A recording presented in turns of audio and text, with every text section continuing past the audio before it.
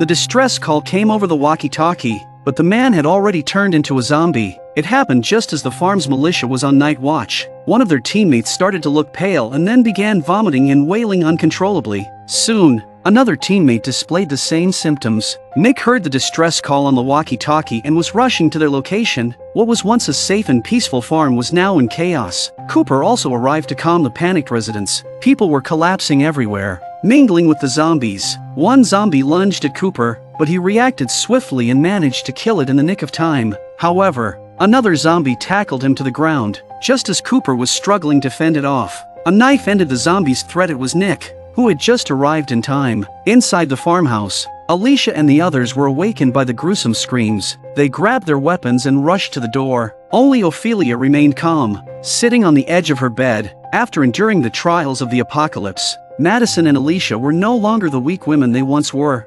dispatching zombies with ease. Madison saw that her son was unharmed and breathed a sigh of relief. Just then, Nick noticed Ophelia leaving the house and instinctively called out to her. However, Ophelia paid no attention and ran toward the farm's outskirts. After a moment of contemplation, Nick realized that Ophelia was behind all of this. As he was about to chase after her, Nick suddenly knelt to the ground and began vomiting, displaying the same symptoms as the others. Madison had no choice but to leave Alicia to take care of Nick while she went to fetch Ophelia. By the time Madison caught up to Ophelia, she was in a car, about to start the engine. Madison smashed the car window and began attacking Ophelia. Madison couldn't allow anyone to harm her son. The zombies on the farm were finally cleared by morning. Many others were still sick. The initial theory was that Ophelia had put some kind of poison in the coffee. Jeremiah saw the man lying in the hospital bed turned into a zombie and shot him. Now, the farm's militia was reduced to just Troy. The immediate priority was to identify the nature of the poison. Nick was now running a fever. Madison was willing to do anything for her son, and she decided to negotiate with Qaletaqa at the Native American camp. She told Ophelia that they had once taken her in as family and cared for her, but now she had put Nick's life in jeopardy. Ophelia admitted that she thought the poison would only incapacitate people, not take lives. Madison held Ophelia hostage and met with Qaletaqa. Clark. Hello. You killed my husband, now your pets poisoned my son. The ranch broke the parlay, not me. Listen. I told you when we met. You bought into a lost cause. The others are... I don't give a shit! Do you care whether you live? Oh, I'm happy to die. Take you with me. Anthrax. There's no cure. Madison's heart was heavy as she knew how deadly anthrax could be. Qaletaqa did not give Madison a hard time. He admired her courage and determination. He told her that if her son were 19 years old, he might be strong enough to survive this. Qaletaqa knew that Madison didn't care about the farm. She was only thinking of her family. He advised her to leave the farm as soon as possible, in a world overrun by zombies. Brown people. There's no use for you on the ranch. This old man had killed many Native Americans and seized their land to establish a farm. Now, the descendants of these Native Americans were ready to reclaim their ancestors' land, surrounding the farm and preparing for an attack. Inside the house, Madison and her family held a small meeting. Alicia and Nick both realized that they had chosen the wrong side. Jeremiah's family wasn't what they appeared to be. The Native Americans were the most reliable allies. Alicia also discovered her mother's dark deeds. In order to gain favor, she shifted the blame for the deaths on the Native Americans. He was innocent. All your talk about family... I know it's hard to understand. It's impossible to understand! You're just like them.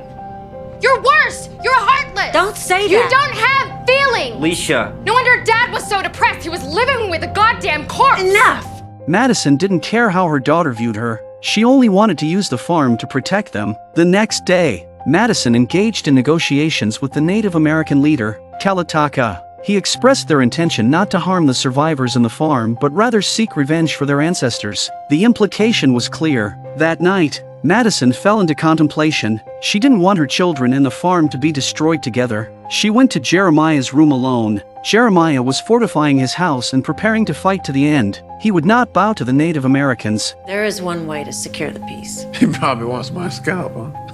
Madison didn't say a word. Jeremiah eventually realized that this woman must have come to kill him. Only if he died would Qaletaqa spare the people in the farm. Madison didn't waste time and handed her gun to Jeremiah, hoping he would end it himself. However, Jeremiah was determined to stand and fight alongside the farm. He returned the gun to Madison, saying, "You and your children are alive today because I took you in. If you have the guts, kill me now." Madison, determined to protect her children, wasn't interested in Jeremiah's attempts to plead his case. At that moment, Nick walks in from outside. Jeremiah loudly said, "Do you know what your mother came to do? See what ugly deeds she wants to commit." But Jeremiah didn't anticipate that the usually timid Nick would kill him. Madison swiftly took the gun from Nick and placed it in Jeremiah's hand. I want you to do exactly as I say. When Troy and Jake arrived, Madison wore a sorrowful expression.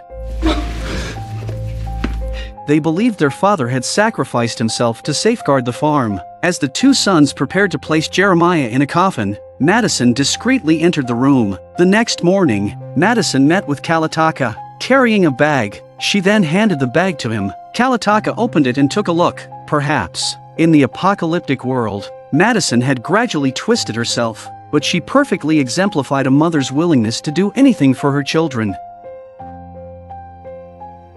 Madison and the Native Americans reached a ceasefire agreement, but how long could the calm days last? The number of zombies outside the farm was growing, and the militia had to go out daily to clear them. Even the underground well was running dry. One day, a convoy arrived from outside. It turned out that one of the conditions of the ceasefire was the return of the farm. After Jeremiah's death, both sides could coexist on the farm, as it had the crucial water source they needed. The first matter at hand for this coexistence was resource management, especially the control of firearms and ammunition. Jake produced 2 keys, emphasizing that both sides needed to be present to open the storage. Madison, too, is a wallflower who only wants her children to live. The person least happy with this arrangement is Troy, who is a classic radical. He stands at his father's grave and complains about why he surrendered instead of fighting. Little did he know that Jeremiah hadn't taken his own life. It was the man beside him who had killed him. Most of the farm's residents just wanted to survive and didn't care who controlled the farm.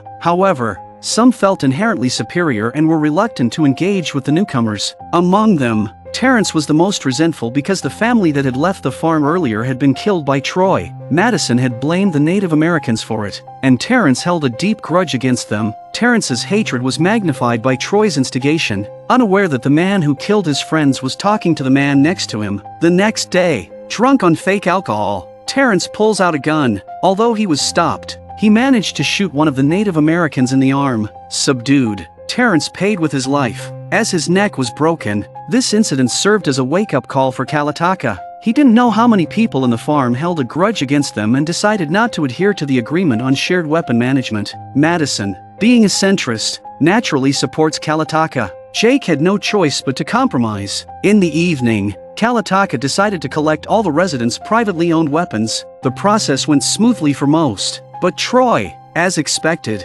wasn't going to cooperate. He pulled out his handgun and ordered everyone to leave. Nick stayed behind to try and reason with Troy, while Qaletaqa and his people prepared to launch a forceful assault. Nick, however, was perceived as Troy's ally. Troy brought out his father's hidden rifle and prepared to defend the house as a stronghold. He was pleased that Nick had chosen to stay and handed him a rifle to join in the resistance. Soon, both sides engaged in a firefight, and Madison was taken away.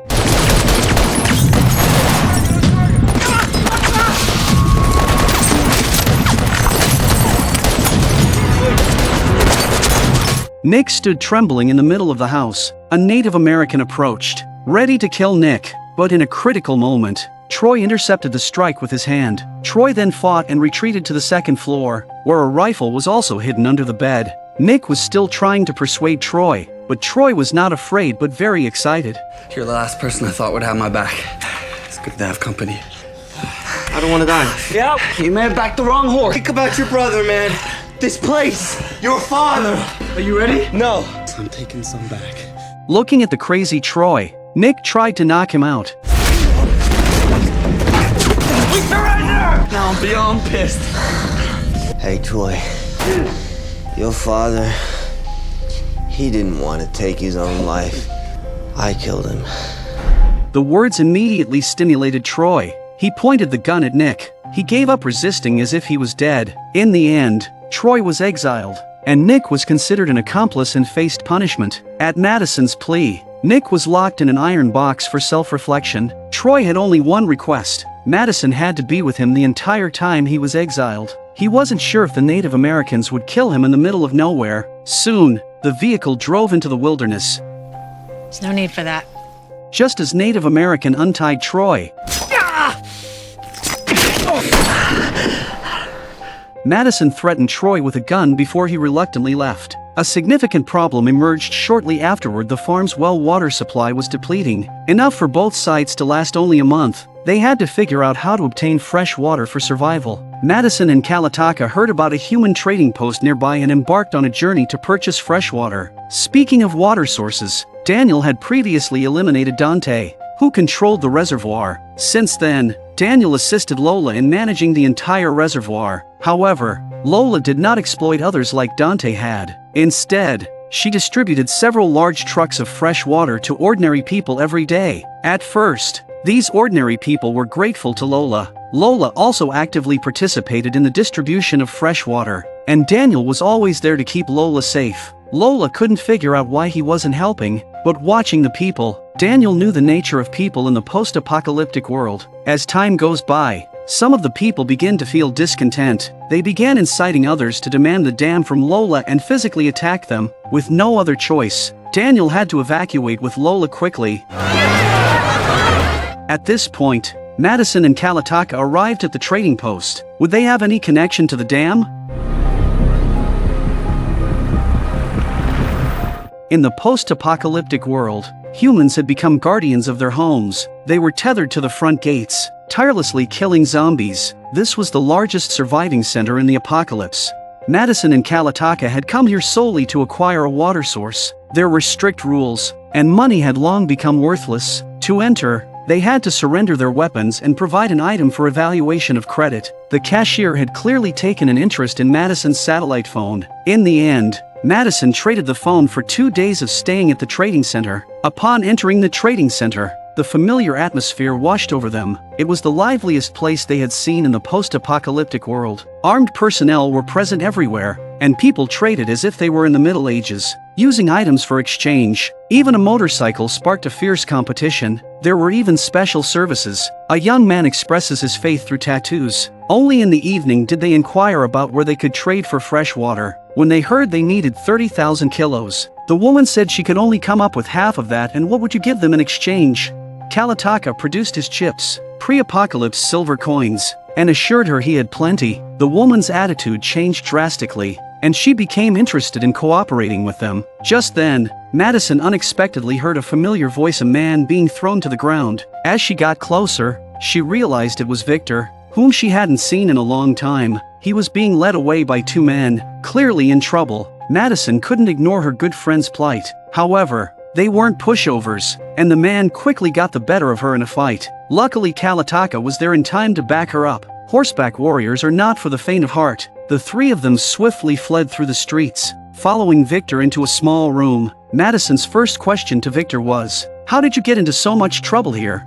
Victor had no choice but to tell her the truth. He made the same mistake that all men make. He owed the rulers a lot of money and couldn't get out of here. The next morning, Qaletaqa, disguised, continued trying to find a seller. He had no interest in dealing with bystanders' lives and wasn't going to use their resources to rescue Victor. However, he was quickly caught by the 2 men from the previous night. Madison asked what they would do to her friend, and the man coldly replied that he would have to repay his debts. Victor was now tied up. Madison finally realized that the people tethered at the gate, constantly killing zombies, were those who hadn't repaid their debts. Watching Victor being taken away, Madison fell silent. While the supplies in her possession might save Victor, they were the bargaining chips for exchanging fresh water. Qaletaqa had also renegotiated the trade with the woman, and they could return to the farm with fresh water as soon as day broke. But Madison couldn't be happier. She went to the gate and watched Victor, who had his right foot bound, as he was released from the handcuffs. It's the passing zombies he has to deal with. The next day,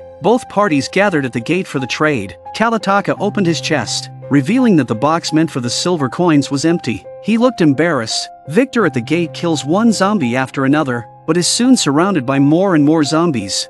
Just then, bullets pierced through the zombies' heads. 2 men rushed in to rescue Victor. It was clear that Madison had stolen the silver coins to buy Victor's freedom. You killed everyone at the ranch for this waste! No, Taka, I saved Victor here. He's got a permanent solution. I do? You're gonna take us to this dam, get us all the water we need.